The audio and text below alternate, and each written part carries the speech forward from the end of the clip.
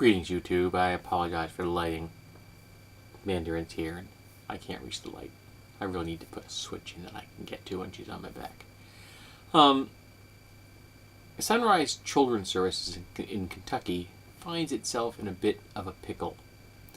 It receives $27 million from the federal government for providing aid to children.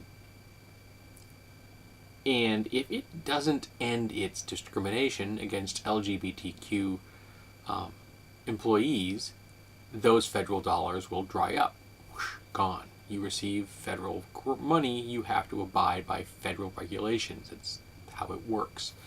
The problem is that the Kentucky churches that have donated a total of $7 million to help children have said they will not give that money to the Child Services organization unless they continue to discriminate against the LGBTQ community employees. So let's make this explicitly clear. A group of Christian churches have decided to withhold money that will help children because this child service organization has decided it must stop discriminating against its own employees so that it doesn't lose a larger portion of its funding from the federal government. So these Christian churches are willing to plant their flag on this point and say, no, we will make sure that children suffer so that we will continue to discriminate against fellow Americans. We will make sure that fellow Americans do not receive equality under the law, and we are not concerned if children are harmed in this process. Remember, these are Christians, followers of Jesus Christ, and they are willing to harm children to drive their point home. This is the battleground they've chosen.